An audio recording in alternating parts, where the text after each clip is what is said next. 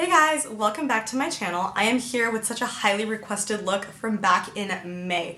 I don't know if you guys remember this. If you follow me on Instagram at Kaya Empire, the same username as my YouTube channel, I posted this makeup look as I was going to the Beyonce Formation World Tour concert.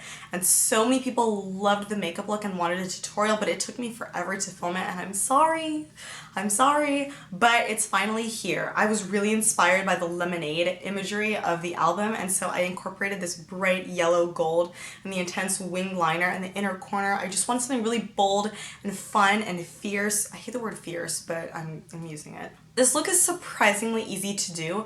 I know it looks like it's a lot going on the eyes, but it's really not. And also you can swap out this lid color and inner corner color for any color. You could use pink, blue, green, turquoise, whatever you want. I just chose to do yellow because it is the Lemonade album. But yeah, thank you guys so much for watching, and let's get started.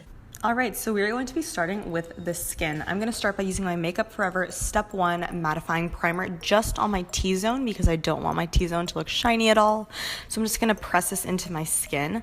Then I'm going to go in with my favorite foundation of all time, which is a NARS Radiant Tinted Moisturizer in the color St. Moritz. Such a beautiful, buildable formula with such a beautiful radiant finish. I absolutely love this foundation, and I am going to pat this into my skin with a beauty blender. You can also use a brush with this foundation, but I really wanted some sheer coverage because I was pretty okay with the way my skin was looking today, and I didn't want too heavy of coverage because my eyes are going to be really intense.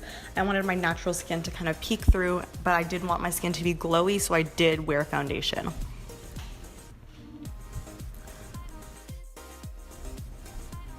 Now we're going to move on to correcting my under eyes. I'm using this NYX color correcting palette, and I'm going to pick up that peach shade on the right side, and I'm going to tap this underneath my eyes just to conceal a little bit of the dark circles that I have. This stuff is not really necessary, but I saw this palette sitting there and I figured I might as well just throw it on just for fun.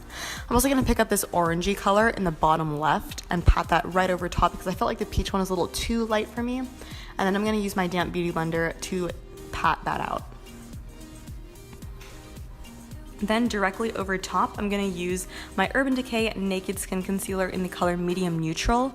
And I'm just going to go over any areas that I feel like I need some extra coverage. I'm going to conceal my eyelids to prep for eyeshadow, my chin, the corners of my mouth, on my cupid's bow, just kind of haphazardly here and there, just as I feel.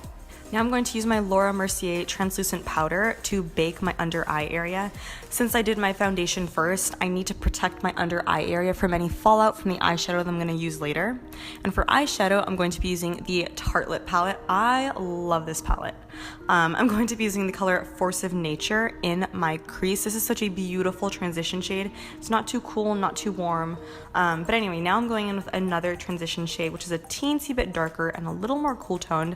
And I'm just pressing this on the outer corner of my crease. I'm kind of building up the color as I please because I want there to be some crease definition, but the crease is not going to be the focus in this look. This is not a cut crease, but I'm sort of following the steps to a cut crease because I want my crease to have a fair amount of definition. Now I'm just going in with darker shadows in my crease, and I'm also using Force of Nature once again to blend everything out. This is really helpful if you have a dark shadow that's having trouble blending. Just go in with the transition shade on top and it'll blend beautifully. Now I'm taking kind of like a creamy white color and I'm applying this to my brow bone, and what this also does is erases any eyeshadow that traveled a little too far up. Now I'm going in with this super old Kat Von D eyeshadow palette. I received this as a gift when I was like 16 or 15, I want to say, but I just sprayed my brush with some Smashbox primer water, and I'm just patting this beautiful yellow gold color all over my eyelids. This was the only yellow gold that I have in my collection, and so I am using this eyeshadow. Honestly, I don't think it's the best eyeshadow, but I mean, it did its job, so I'm not too upset about it. Now I'm just running over my crease with a transition shade just to make sure there are no harsh edges, because although I want the yellow to be very defined on my crease, I don't want there to be any like chunky lines going on. Now I'm going to do my winged eyeliner. I did just film a video, like a very detailed demonstration on how I do my winged eyeliner. If you want to go watch it, I will leave a link in the description box. But I'm using my Stila Stay All Day liquid eyeliner just to create a wing. Honestly, I could have made this wing a lot thicker and a lot bolder, and I kind of wish I did, but for some reason I decided to make it kind of itty bitty. Well, itty bitty in this context.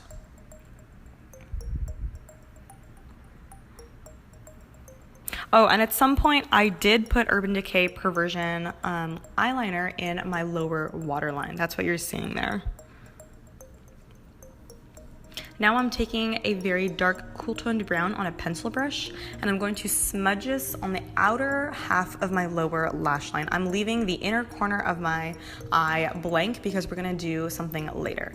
Here I'm just dusting off all that translucent powder because now I'm gonna work on my lower lash line. Now I'm gonna take this deep dark black color on an angled brush, and I'm going to start creating this very interesting shape here. Honestly, I don't really have any tips for you besides just trial and error. This is the shape that looks best on my eye personally.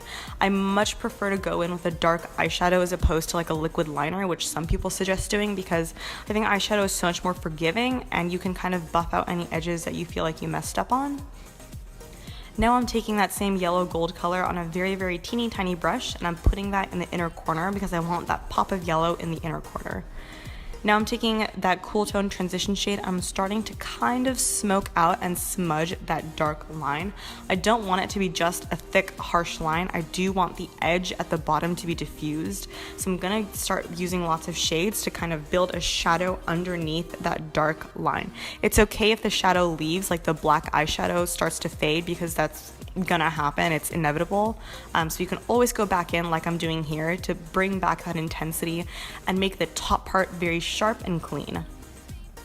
Here I'm just spraying more primer water on the brush to make the yellow pigment even more intense, and I'm touching that in the inner corners just like that, and also connecting it to the upper part. I really want the inner corners to be very bright because for this look, I think the inner corners are the focal point.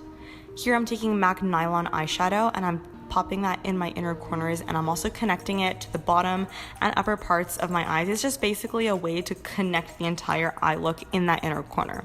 And I'm also touching this on my brow bone to highlight. Now I'm using my Too Faced Better Than Sex mascara to make my lashes nice and thick and fluffy. I love this mascara so much.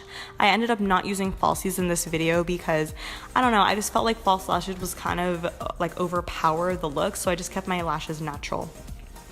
Here I'm using my Too Faced 16-Hour Longwear Bronzer to contour my skin. I am using a Morphe brush for this, and I'm just kind of putting it on the hollows of my cheekbones, creating a shadow along my forehead, along my jawline for some definition.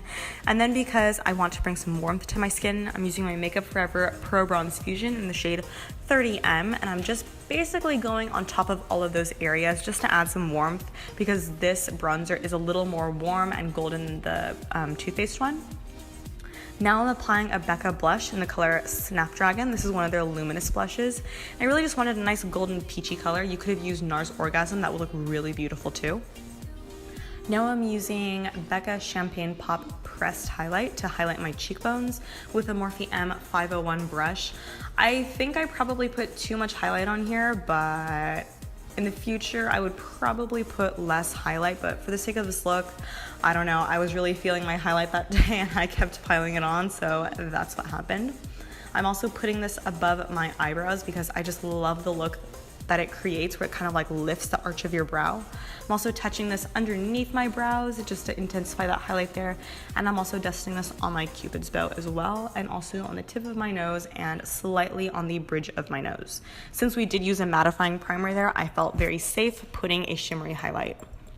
I just dropped my e.l.f. clear eyebrow gel. I am not filling in my brows today because this eye look is really bold, and I figured I'm just gonna leave my brows bare, just brush through them with some clear eyebrow gel, but if you wanna fill them in, you do you. Here I'm using Anastasia Beverly Hills lip gloss in the color Vintage, which is a beautiful sort of like nude dusty rose pink color on me, and then I'm going on top just in the center of my lips with Anastasia Beverly Hills Dainty lip gloss just to lighten it up and make it even more nude. Now I'm just spraying my skin with my Smashbox primer water just to get rid of any extra powderiness, and we are done.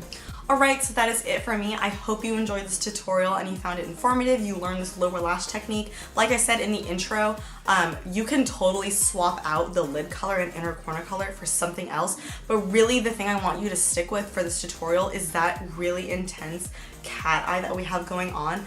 The most important thing is to mimic the shape of the outer corner right here. You kind of follow the line of your eye and it will work on any eye shape. But yeah, I hope you enjoyed this tutorial and you found it informative. Thank you so much for watching and spending this time with me.